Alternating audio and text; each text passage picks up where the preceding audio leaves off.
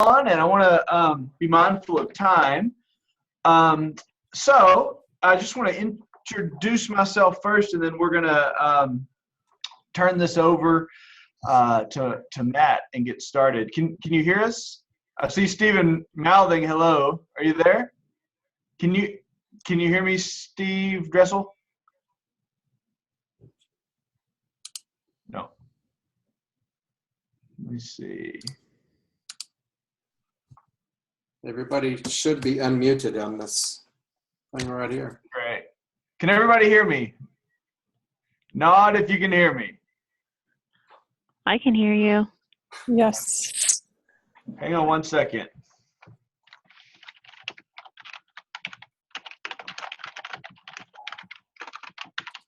See if Steve can hear us.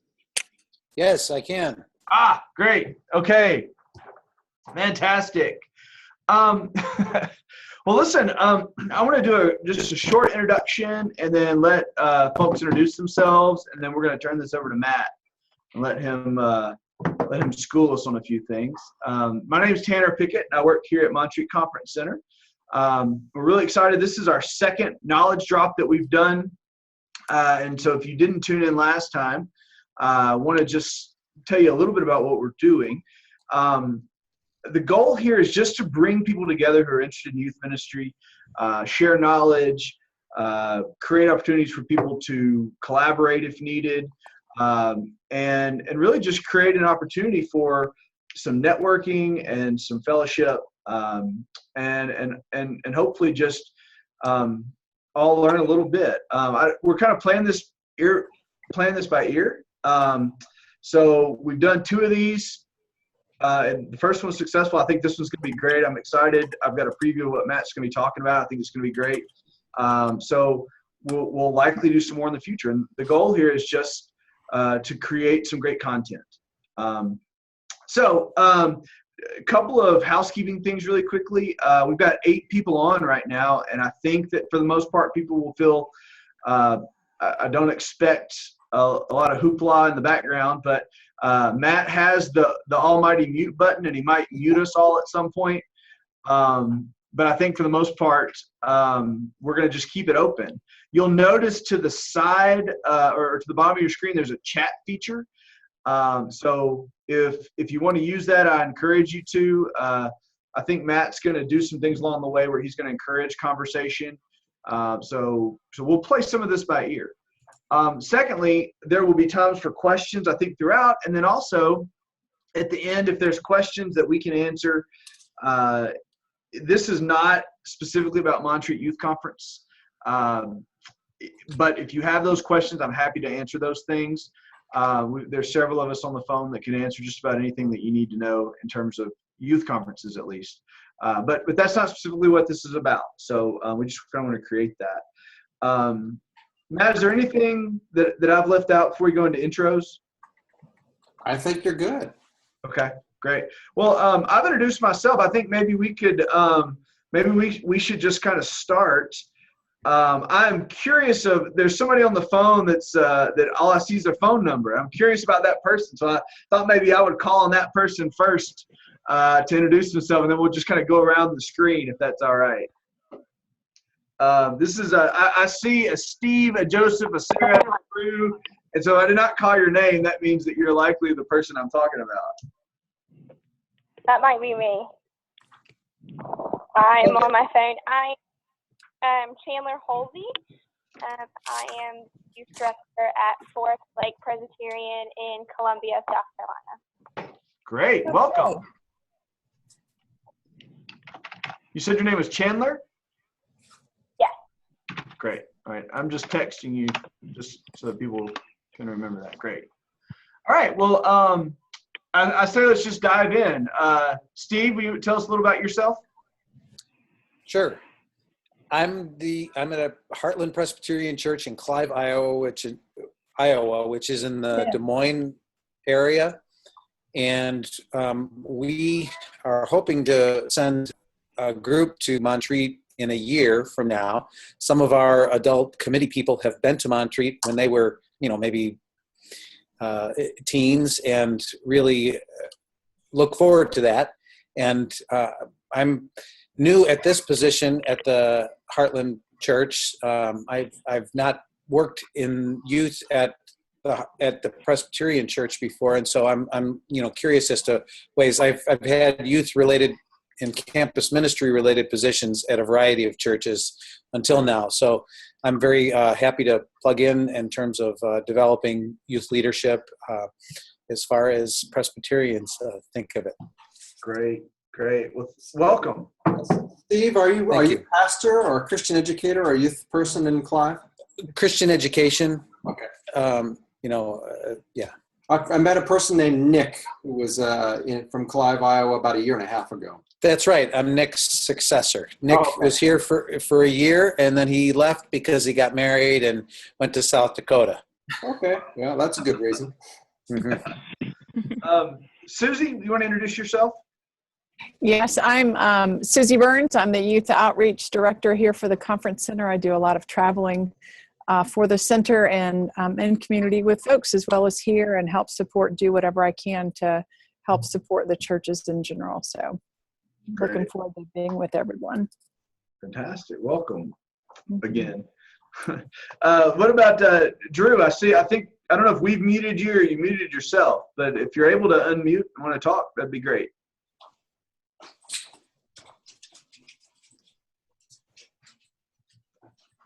All right. How about Sarah? You want to introduce yourself quickly?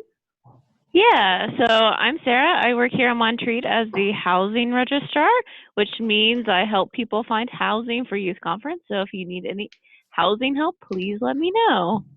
Fantastic. Okay. All right, great.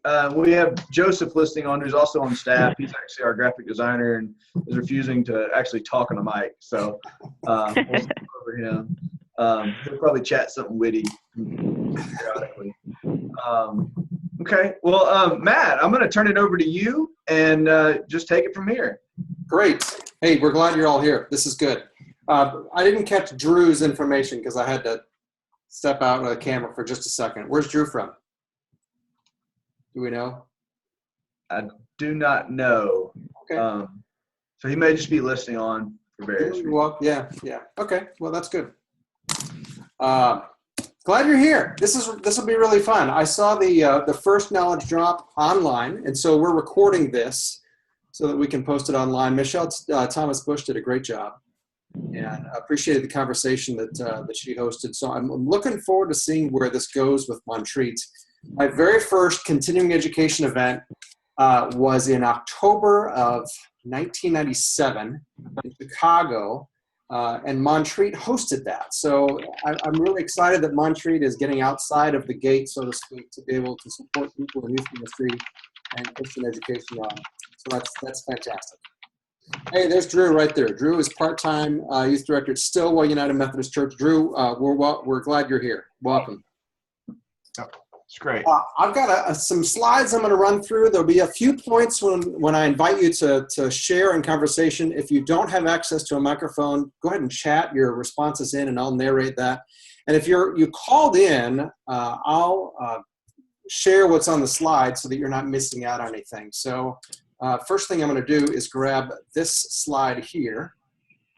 You all, if you can see that. Susie, can you see it? Yes. Okay, if you can see it, everybody else can see it. So this is my family. I am from Kansas City, and it's February and seasonably warm here. It's a beautiful day. But my son Sam is on the left of that picture. He's in 9th grade. My son Jack has got the green tie on. He's in 5th grade. And they're a couple of great kids. I split my time between being the youth director at Lawrence First Presbyterian Church and Youth Ministry Institute Midwest. My day job is with Youth Ministry Institute. I'm a youth ministry trainer, consultant, educator, and so we do lots of different things. One of my favorite things is we have a 2-year cohort program where we invite people in youth ministry from across the state of Kansas and Missouri and Nebraska to come to Kansas City once a month and to spend a couple of days in relationship with one another and learning and taking classes just like this. And so If you know of folks in our area who would benefit from some monthly support, man, we have a ball. We have a blast with this, and it's been a good thing. I've served 4 churches in youth ministry over the last 20 years, 2 in interim capacities. And so I've led youth groups of 8, 15, 45, and 130.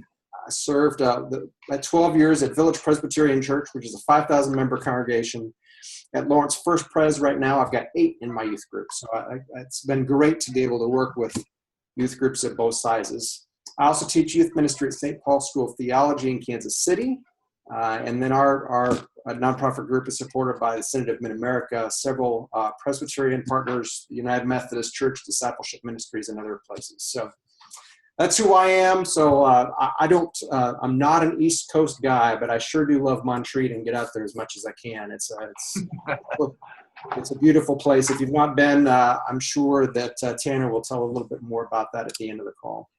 I've got 5 goals for us today. First, this is cultivating student leadership. So our first goal is to talk about how to ask students to lead.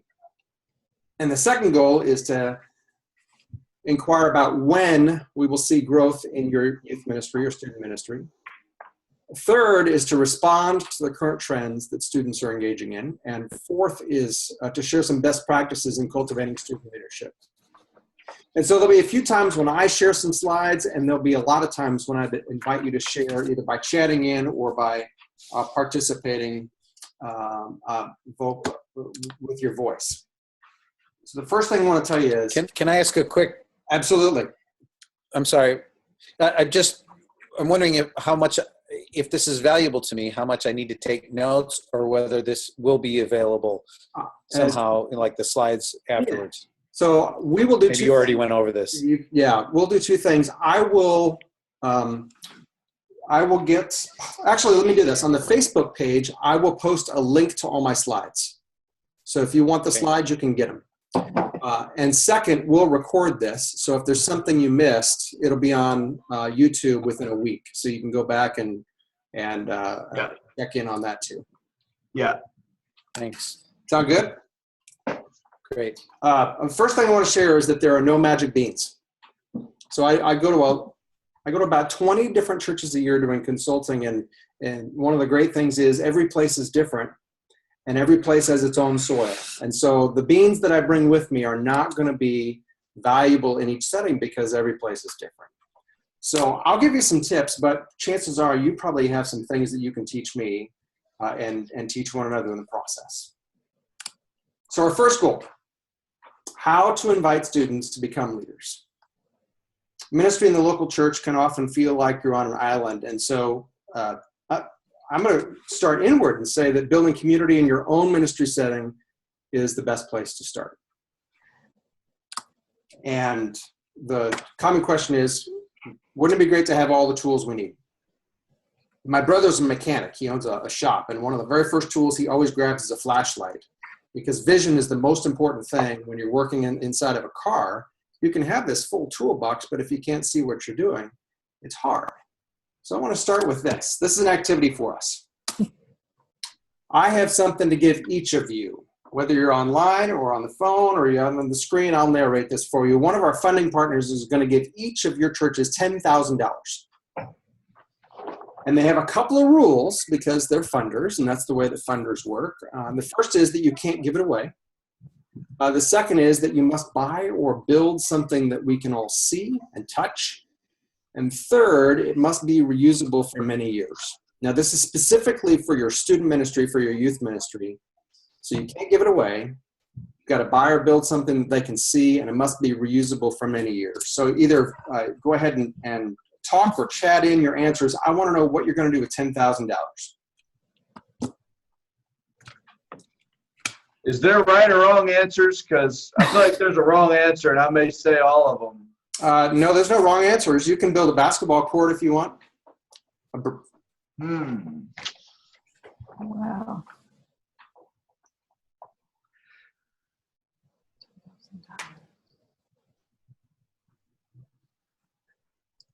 I'm going to write that down. Basketball court. That's one of the very first things we're going to do.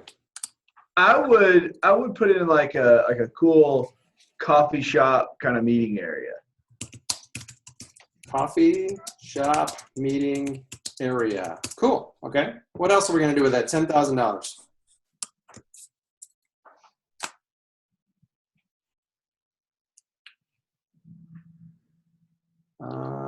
How about a youth van? Anybody need a youth van? Maybe you could do a down payment on a youth van. That would be good.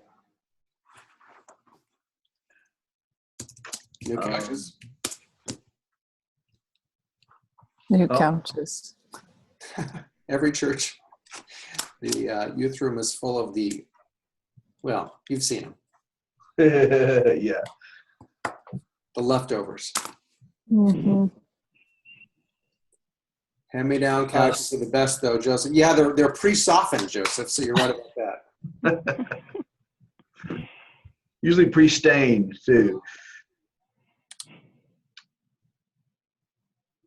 Hmm. Steve, what are you going to do with $10,000? Yeah, I mean, I have not thought about something before. I guess I would look at doing something physical because I think that's the surest attraction that, youth need to do something physical, and so whether it's basketball court or other things that would keep their attention in ways when they would otherwise get distracted. So you're looking at a big screen TV Mhm. and an Xbox. Yeah. Okay. Yeah, I guess that's a little passive in terms of, something you watch. I would rather put it into equipment that could be used more actively, I guess. Well, you're not going to get the $10,000 from me. Sorry. But I would encourage us to go ahead and continue this. Let's continue this metaphor just a little bit. So we've got here a basketball court, coffee shop meeting area, youth van, new couches, ping pong table, and some technology to help Steve's church. What do we need to do to take care of these things? Do you mean to maintain them? Yes. How are we going to maintain these things?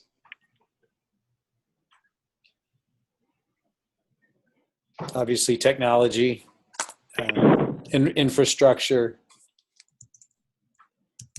ongoing support. I think you need at least in our assembly, you need committee support, and you need other things that are kind of behind all of this, so that people actually feel good about it and kind of invest in it in the future and the care of it in the future. I like it. So Joseph just typed in more money for maintenance. And then Steve said needs a committee to get people behind it. And I like that a lot. Good. So now that's what we need to do to take care of it. And then the last question is, what's the process? And so Steve's church is going to have a committee. What are we going to do to take care of that coffee shop, though? Is that yours, Tanner? What are we going to do to take care of your coffee shop? What's the process?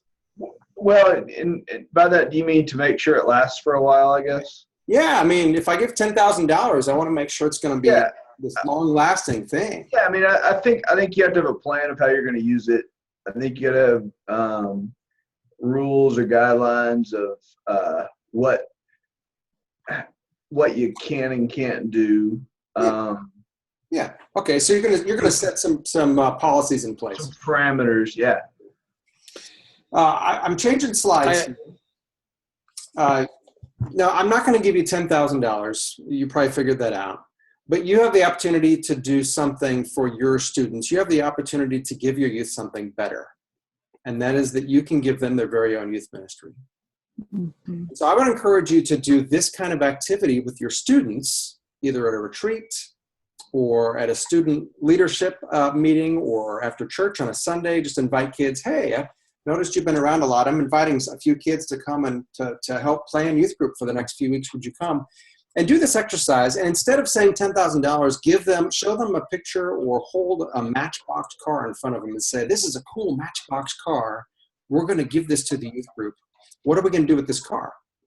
Well, we're going to pick up our friends with it. Great. What else are we going to do? We can enter it in a parade. That's awesome. We're going to enter it in a parade. What else can we do with that car? We can take meals to some of the different kitchens where our mission group works. That's great. What else can we do? We can go on mission trips. We can go on camps. We can go to Montreat. So they'll come up with all these things that you can do with this car. The second question is, how are you going to take care of it?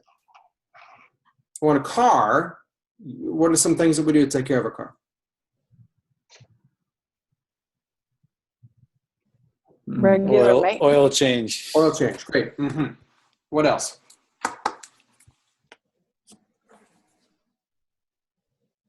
Don't be shy. Gas.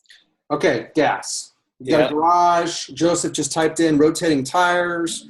Got to get insurance. Maybe Tanner's got an extra garage spot, so we can put it in Tanner's garage. And then the third thing you ask them, your students, is, okay, now we've got this car. Now we know how to take care of it. What's the process? Well, the process is Tanner's got the garage, and so he's going to have the checkout sheet. And Steve is really good at changing the oil, so he's going to change the oil. And Joseph's going to rotate the tires. And Sarah's going to work on making sure that all the paperwork is done and the tags are done. So everybody's got a little job, right? When everybody's got a job, they feel good about it. And then show them this slide. Okay, we're not really going to give you a car. Instead, we're giving you your very own youth ministry. What do you want to do with it? And they'll tell you some great things. Well, we want to go to that meal kitchen that we were talking about when we were visiting about this car. Hey, we want to do, we want to go to Montreat. Hey, we want to go to a pumpkin patch. They'll tell you what they want to do with it. The second question is, how are we going to take care of our youth group? Well, we got to greet neighbors. We got to welcome friends. What are some other things we have to do with our youth group to take care of it? We take attendance. We send out birthday cards. Well, what's the process? Is that my job or is it our job together? So when Steve said a little bit ago that we have to have committed to get people behind it, we have to do the same thing with student ministry. We've got to get a group of kids involved and invested in this process so that everybody has a job. If they have a job, they'll be invested in the process. So do this with your youth group. Show them the car. Show them the process. Now, this is not my activity. This is from a book called Teaming Up, which was published in 1997 by Ginny Ward Holderness and Robert Hay. This is the book that I got at my very first Montreat Continuing Education Conference in 1997. And the slide here, I'm going to narrate the slide, so if you're on the phone, you can listen in. It says, one way to think of ownership is to consider how you treat something you own. You take care of it. You protect it. You fix it when it's broken. You use it. You don't abuse it. But with something you didn't own, you would hang back and let the owner take responsibility for it. Both young people and adults need to explore the concept of ownership. How much ownership do your youth have? The more ownership the young people have, the more committed they will be. The more they will give, and the more they will receive from the church. Does that make sense? Yep. Okay? That's great. So you have all the tools you need right now. You're not going to give them $10,000. You're not going to give them a brand new Jeep, but you can give them their very own youth ministry. What would happen if you turned over the keys for your youth ministry to your students? If they say to you, hey, we want to have a lock-in, what would happen if you said, great, you plan it and I'll show up? What would happen? Might be a whole lot of candy and no sleep. Yeah, or if you can lead them through a planning process, something pretty cool could happen with it. No, absolutely. Yeah. Any questions, comments on that before we move to point number 2?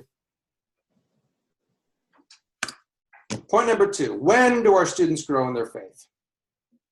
If you are logged in, I'd like for you to look at this picture and tell me where your picture is drawn. If you're not logged in, if you're on the phone, I'll narrate it for you. What do you see in this picture? The beach. Yeah. So that's my son. Those are my 2 sons on the beach. Yeah. And what time of day is it? End of the day. Sunset. Yeah. End of the day. So if you're on the phone and you can't see, this is a sunset picture. My two sons are playing on the beach. One of my kids has a skimboard. The other one has a net. Sunset. Joseph just typed in, it's not sunrise, it's sunset. What about this picture? What can you see in this picture? Somebody fishing. Yeah, somebody's fishing. What time of day is it? Probably sunset again. Yeah, about sunset. Yeah, sunset. Good. And where is this picture taken? Beach. It's on a beach, right? Folks, that's the same picture. And so when we talk about framing context, you can look at different parts of the picture, but if you look at the too close, you might miss the important details of looking at the whole thing. So in order to frame this conversation, I'm going to refer to this book. This is Almost Christian. It's written by Kenda Creasy-Dean, and it's an analysis of the National Study of Youth and Religion, which began in 2005 and is ongoing. So while this is the research began 12 years ago, it's continuing, and so the relevance is important. I want to share a few things. This from her research, and I share this research when I teach at St. Paul School of Theology. So I think it's really important. 2005 National Study of Religion interviewed 3,300 students and parents, and the follow-up of this population occurs every 5 years. And the text also referenced the 2004 study of exemplary religions, and both studies were by the Lillian Book.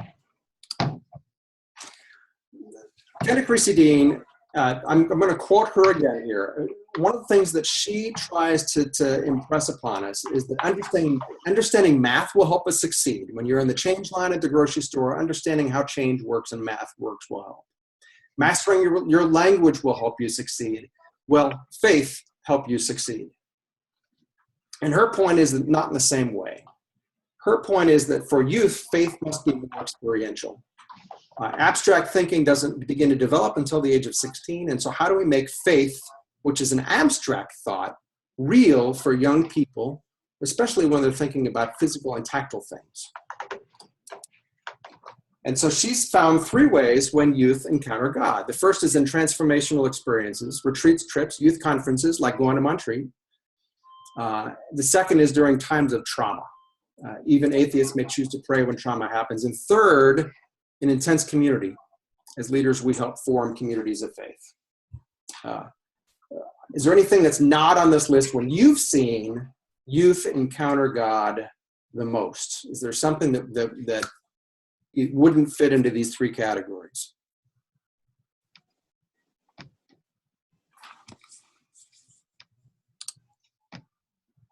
Steve logged in. Hello, Steve. Welcome. Hi. Everything that I can think of when youth have a deep religious experience happens in one of these 3 places. When they're at camp or conference or Montreat or mission trip. When there's something that happened in their family that's an emergency and the faith community is there to help them. Or when we help and intentionally do this as communities of faith.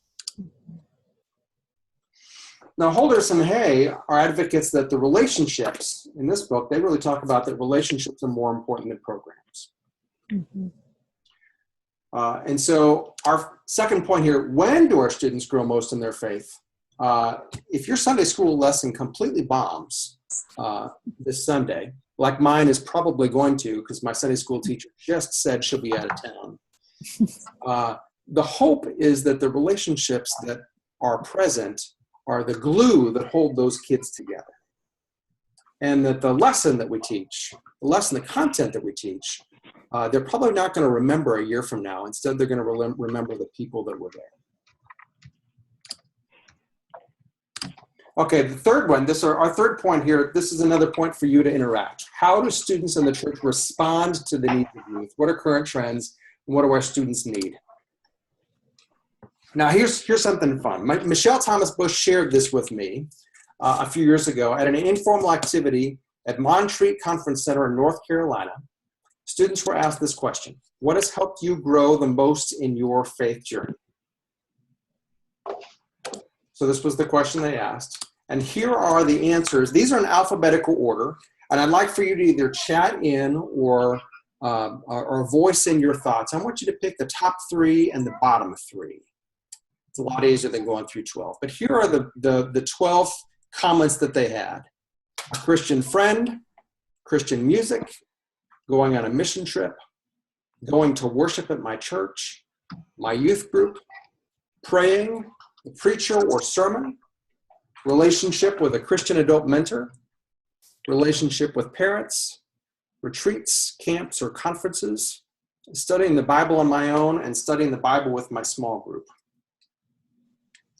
What do you think helped kids grow the most in their faith journey?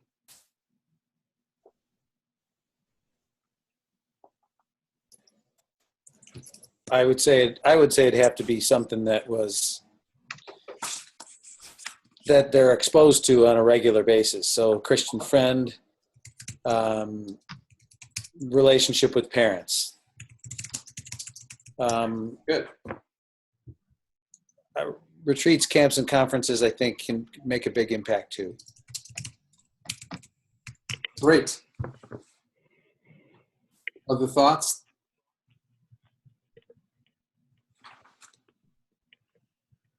What do you think was the least in these? Bible, worship. Okay. Christian music. That's what I was thinking. Yeah, okay. You all are very close. So here they are in order. The 12 things they said in order. Now, these were all relevant for young people. But relationship with parents was number 1. And when you do this activity with parents in the room, and again, this video will be up on YouTube, so if you want to look at this again and reference it, you're welcome to. When you do this activity with parents at a parent meeting, this is the relationship with parents helps these students grow the most in their faith journey. It's really affirming for parents to hear this. A Christian friend is 2nd. Retreats, camps, and conferences are 3rd. Yay, Montreat. Going on a mission trip is 4th. Relationship with a Christian adult mentor, 5. My youth group is 6. Studying the Bible with my small group, 7. Preacher and or 7, 8. Sorry, pastors. Christian music, 9. Studying the Bible on my own, 10. Going to worship at my church, 11. And praying, 12. They're all relevant. They were all answered. But in this informal study, these were the answers. Now, I've done this with my youth group as well when I was at Village Church, and the answers were very similar. So while I can't publish this study, I can tell you that it's very valid. When you look at this list, is there anything that jumps off this list to you that either is surprising or something that confirms or affirms what you're thinking?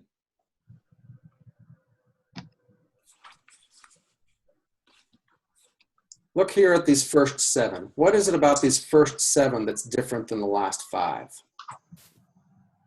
They're all relational. Yeah, exactly. They're all relational. This affirms what Holderness and Hay wrote about in this book, which is about how young people and adults work together in collaboration and ministry. It's all relational. Preacher, sermon, Christian music, Bible on my own, worship at my church, praying. Those are individual things. The community matters so much. So when we go back to the National Study of Youth and Religion, what Kenda Creasy-Dean teaches in this book, she found that there were 6 research variables. 1, that parental religious involvement was high while teen was in high school. These are students that are how do students form a better relationship with Jesus Christ and their church community? Parents was 1. Teen had a high commitment to faith in high school, number 2. Teen had a religious experience before entering young adulthood, 3. Teen had multiple adults of faith to turn to for support and help, 4. Teen prayed frequently and read the Bible on his or her own. Again, an individual thing, which matches our Montreat study, number 5. And 6, teen had few serious doubts about personal and religious beliefs. And again, that matches our study. 2 variables were most powerful in Kenda Creasy-Dean's research. 1 is that teen had religious experience before entering young adulthood. remember the transformational faith experience from earlier that we talked. Witnessing a miracle, personal commitment to live, experiencing an answer to prayer, especially moving experience in worship. And last, this variable being very powerful, parental religious involvement was high while Tim was in high school. And again, this affirms family ministry is so important in what we do. Including parents in our ministry is so important in what we do. So encouraging parents to share what they know and to share what they love and why they're Christians, why they believe in what they believe is important. Any thoughts on that before we go to the next point? That's great. So yay Montreat, yay parents, yay mission trips, yay relationships. Goal number 4, best practices in cultivating student leadership. This picture right here is Brennan Burns. She's sitting inside a box, and I'll tell you about that in just a minute. I want to read a couple of scripture passages for you. This is Matthew 9, verse 9 through 12.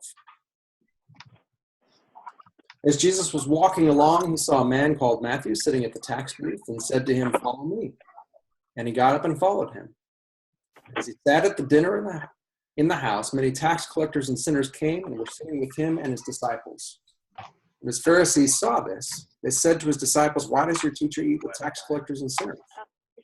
But when he heard this, he said, "Those who are well have no need of a physician, those who are sick."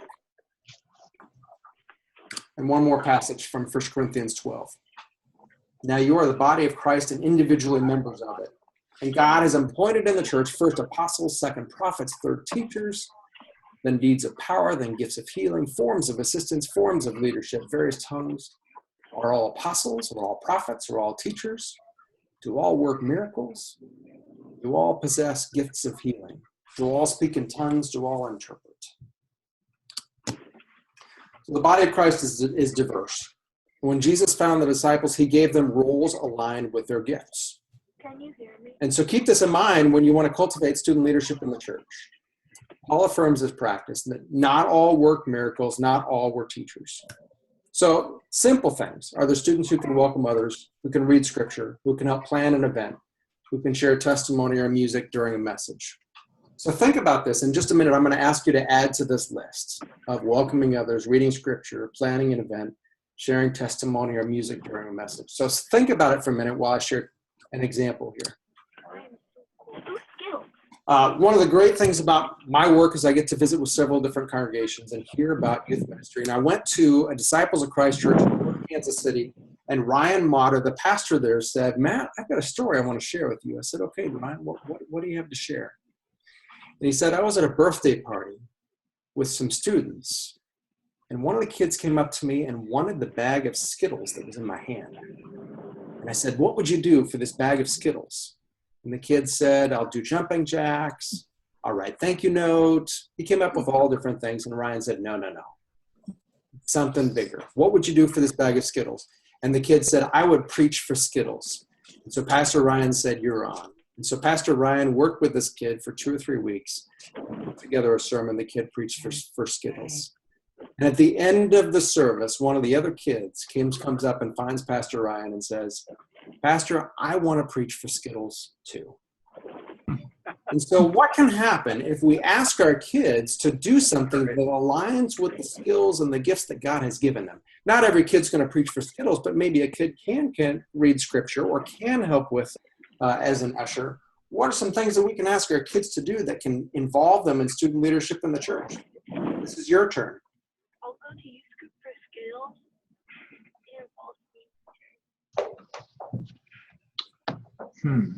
I did not hear that, but I hope it was good. Sorry, I didn't hear it. They're watching you. It might be another conversation.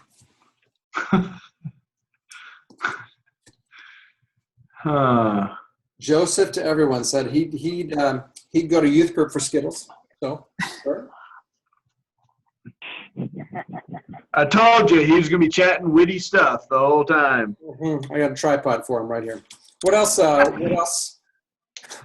What else can we invite our thanks, Joseph? He says, "What are some other things that we can invite our kids to do in leadership.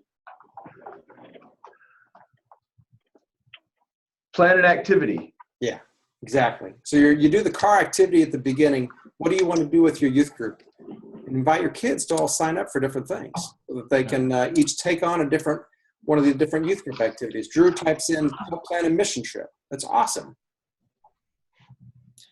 Yeah, I tend to think of it as them identifying like who they are, like, and using who they are for the benefit of the group. Mm-hmm. So going to their roots and saying, okay, who I am and what I have to offer. Like, I love video games for some, reason, and maybe they're planning something around what they love. So they're sharing their passion. Yes, exactly. Kids can get really excited about stuff that they know about, that they love, that they're passionate about. So yeah, that's awesome.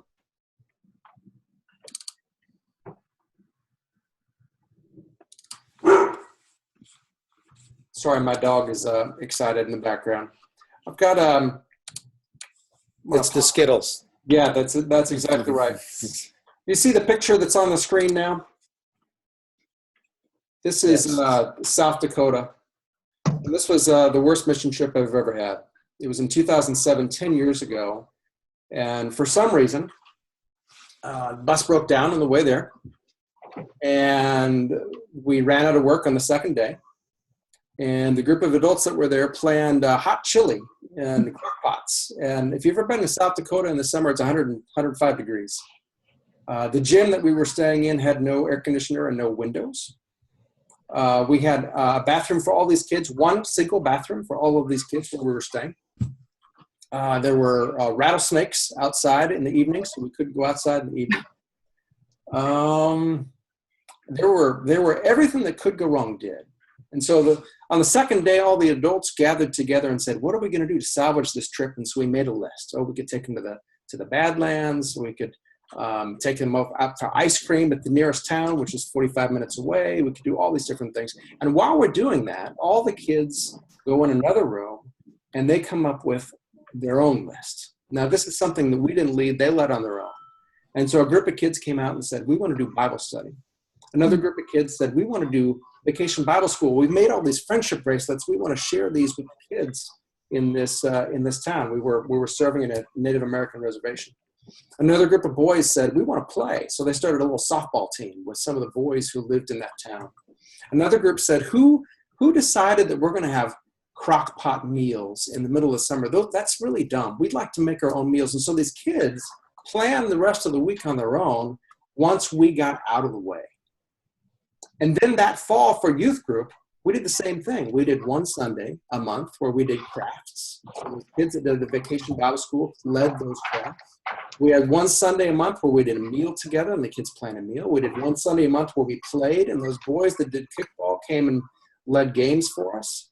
And then we had one Sunday a month which was more study, and those Bible study kids helped plan study. The greatest things can happen when we allow kids, to use Steve Dressel's term, be passionate about what they know, and if we get out of the way so that they can do that. This is the last slide I'll share with you on this point. Those are a bunch of boxes on this slide in front of our church, and this is 2 weeks before Easter. And so a couple of our kids said to me, Matt, we want to do a fundraiser because there's a lot of homeless kids in our schools, and we want to help provide them with meals. I said, okay, that's fine. That's great. Let's do it. And they said, we want to sleep in boxes on a Saturday night so that when people come in the church, they see boxes on the front yard. And I said, I probably need to talk to pastor. And they said, we want to do that on Easter Saturday so that there's the most people possible walking into the church. Ooh, okay, let me talk to pastor. So I talked to pastor, and could we do it on a Friday night? Well, no, they really want to do it on a Saturday so that people can see it. So we finally negotiated it at 2 weeks before Easter. So it wasn't Palm Sunday, but it was 2 weeks before. And those kids raised $3,000. And the way they raised $3,000 is by pushing the red light on the crosswalk. So the cars would have to stop in front of the church. And the kids ran out to the cars and they asked for money to help support homeless kids. They invited the news cameras to come out. They invited all their friends to come out. They invited all their family to come out, social media. They put it everywhere. And they raised $3,000 without asking a single member of our church to contribute until the following morning. Cool. It's because I got out of their way. What are some things that you've seen in your churches that we need to be thinking about when we invite students to be leaders in our ministry?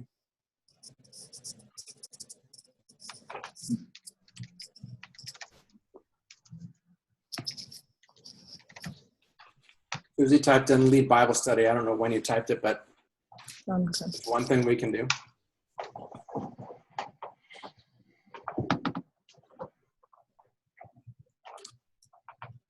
All right, I've got a few closing thoughts for you, and then we'll tie up this call.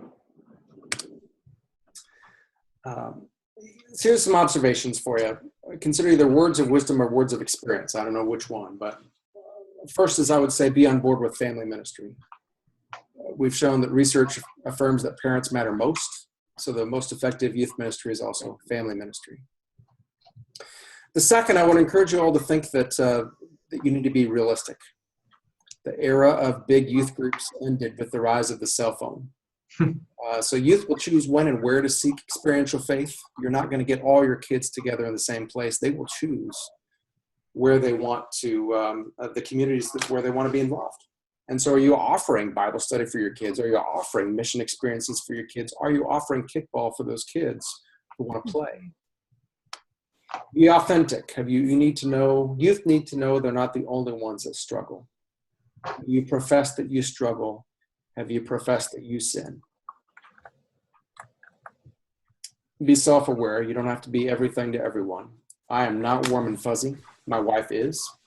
And so it's good to have adults and other people in the ministry that have gifts that you don't have. Set your ego aside and invite others to be part of that team. And last, be intentional, offer grace, model forgiveness, seek hope in your faith community, bring your youth to the feet of Jesus. The two passages I shared with you, Jesus recruits Matthew, who is a tax collector, to be one of the disciples. Jesus offers grace. Jesus offers forgiveness. And Jesus invites a sinner to be part of his community because we're all sinners. What a great thing to model for our young people. This is my contact information. I'd encourage you to log into Youth Ministry Institute. It's yminstitute.com. Just started a new website this week. It's awesome. I hope you'll check it out. My phone number is on this slide. I'll also chat it in here. You're welcome to contact me or text me anytime. And I'd be happy to follow this up with a phone call. My email. Yeah, you're breaking up at least on my computer. Yeah, okay. Well, my contact information is there. Do you all see it? Yeah. Awesome. I will turn it back over to, I'm going to turn it back over to Tanner and Susie and say thanks for the opportunity to visit with you all. It's been awesome. Matt, I really appreciate this. I think this has been extremely helpful. And I mean, I'm grateful for the a real life, albeit virtual connection here. But I'm also thankful for this just to have as a resource for us as we put it out there. You know, if you, as you might or might not know, we work with literally hundreds of youth leaders every single year, actually approximately 450 to 480 of them actually. So being able to put resources like this out there is something that I know Susie Burns has dreamed of for a long time, just to be able to support youth ministry and youth ministers and volunteers and Christian educators and pastors and all of those people that are out there trying to do this good work. So I really appreciate this. I think this is an extremely valuable resource. So I thought I might just open up the floor for any questions that we might have, either of Matt, as long as we've got him, or of us here at Montreat, or if there's just a topic or thing that you're struggling with, I think this is an opportunity. We have a few of you guys on the phone, so I just thought I'd open up the floor and give us a few minutes to chat about that, if that's something that anything we can do. Not all at once now.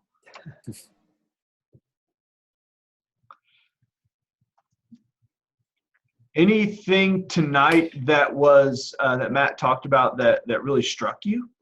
I really love the idea of turning, intentionally thinking about turning things over to the youth.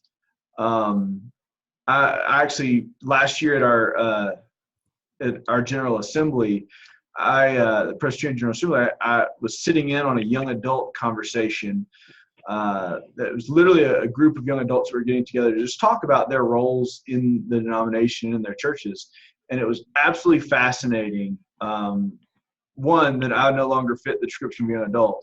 But two, that they really sat around talking about how they wanted to do more. They wanted more leadership. They wanted more. Wanted their opinions to be heard and listened to, and I just think that's an extremely valuable thing that fits right alongside, right alongside what Matt's talking about.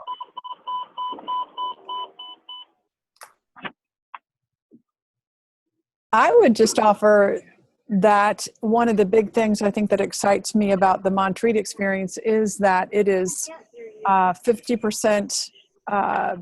The planning team is made up of 50% youth and 50% adults. And for those of you who are not aware of that, that has been one of the biggest tools I think that youth pastors and youth leaders have gained, is that ability to enhance the leadership of their own youth outside in the bigger context of the ministry. So I invite you all to have youth apply to be on planning teams for 2018, 19, and on. Great. Okay. Well, assuming there's, Joseph is typing in, it's important to let the youth lead and have a voice. They have some great mind and great wisdom to share. Hear, hear. You're here. Listen, if there's nothing else, then I want to just thank you guys for joining, and please do be in conversation. If there's anything that we can do here at Montreat to help, I encourage you to check that out. If you're interested in youth conference stuff and you're not quite sure what to do, or you're interested in Montreat, not sure how to get here, Susie is the person to talk to. But our website also has some great stuff, just montreat.org/youth. And Can I ask a quick question? Yes, sure, please.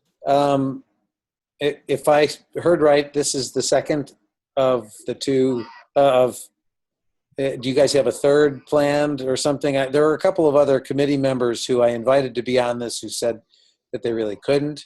Sure. And I just, we sort of brainstormed that maybe there was going to be something like this in the future, but maybe not. No, I mean, I think we've been kind of playing it by ear. The first time we did it, it was just kind of like, sure, let's try it. Why not? And see who shows up. And a few people showed up, and same this time. And so, yeah, I think I can say now I definitely plan on having another one of these maybe in the next month or so. So definitely would do that. I'm also open to topics that people want to know about or that think would be interesting. So please feel free to do that. Or if there's a particular person that you'd like to hear that we might have access to, that I would be happy to facilitate that. Anything that we can do. So I guess the short answer to that question is yes, we'll do another one. I would hope for sometime in maybe March, maybe towards the end of March, that we would try to do this again. Awesome. So Great. And I will also, once we get this video up, I'll probably post it to the Facebook event as well, just about this. So it'll be on our website, and it'll probably be a couple of other places, but we'll also make sure to post it there too. So plenty of ways to share this with people. And Thanks for everything. Stephen Dressel and Drew Meyer, you're both in my backyard, so I'll certainly follow up with you, but would encourage you both to reach out if you need anything. yminstitute.com is our website. I'm here in Kansas City, but do quite a bit of travel throughout Missouri, Iowa, Kansas, Nebraska, and would love to be a continuing resource for you in any way. So it's been awesome to be able to be part of this, and appreciate Montreat. That's been a really important part of my faith journey and for my students. And so I'm grateful to be part of the team today. Well, thank you. Thanks, Yeah. Matt. Thank you so much, Matt. Yep, thank you. Well, if there's nothing else, then I'll turn everybody loose and say thank you guys so much, and keep your eyes out. Keep your eyes peeled for the next one. We hope to see you there. Take care. Bye, guys. Thank you. Steve. Bye. Bye. Okay.